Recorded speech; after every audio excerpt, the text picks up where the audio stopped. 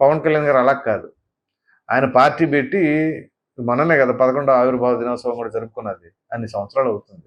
So of course ఆయన అధికారంలో చేపట్టి ఇప్పుడు 10వ నెల అంతే.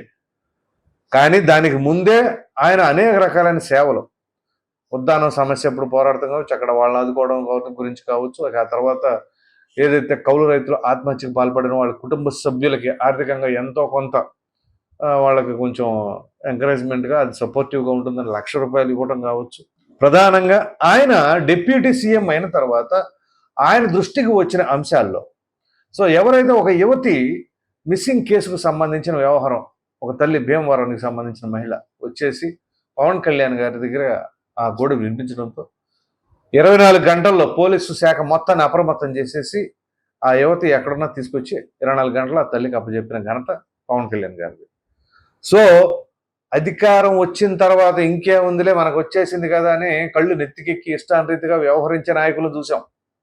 కానీ అధికారం ఎప్పుడైతే చేతికి వచ్చిన తర్వాత బాధ్యత మరింత పెరిగింది అని చెప్పేసి ప్రజలకి దగ్గరగా ఉంటూ వాళ్ళ సమస్యలు ఏ విధంగా తీర్చాలి అని అనుకుంటూ అధికారం చేపట్టిన తర్వాత పార్టీ ఆఫీస్ దగ్గర జనవాణి కార్యక్రమం నిర్వహిస్తూ ఉండటం, అక్కడికి వచ్చిన ఫిర్యాదులన్నీ కూడా స్వీకరించి దానికి తగు చర్యలు ఏం చేయాలి అని చెప్పేసి ముందుకు అడుగు పెడతాం. పవన్ కళ్యాణ్ గారికి అధికారం మీద మోజు ఉండదు, డబ్బు మీద ఆశ ఉండదు, ఇంక దేని మీద ఉంటుంది ఆయనకి? ఏకాడికి ఆయనకి అదొక పిచ్చి అనమాట. నేను ఎప్పుడు ప్రజలకు ఏదో ఒకటి చేయాలి. దాని తర్వాత మరో యువ నాయకులు నారా లోకేష్, ఆయనని ఎన్ని రకాలుగా మరి మానసికంగా కావచ్చు, వ్యక్తిగతంగా కావచ్చు, వ్యక్తిత్వ హననం చేశారు.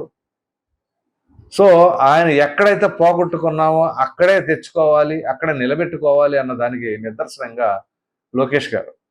సో సాధారణంగా ఆయన బార్న్ విత్ గోల్డెన్ స్పూన్.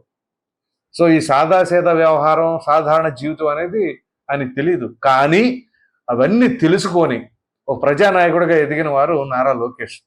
నేనేదో పొగుడుతున్నట్లు అనుకోమాకండి. ఎందుకంటే ఇదే మంగళగిరి నియోజకవర్గంలో ఆయన 2019 ఎన్నికల్లో ఓడిపోయిన తర్వాత నిరంతరం అదే నియోజకవర్గంలో ఉండి ప్రజలందరికీ ఆయనకు అందినంత వరకు, అంటే ఆయన చేయగలిగినంత వరకు కూడా తన సొంత డబ్బులు ఖర్చు పెట్టి మరి నిరంతరం వాళ్ళ సమస్యలను తీర్చి, ఎన్ని ఉదాహరణలు, 1 కాదు 2 కాదు.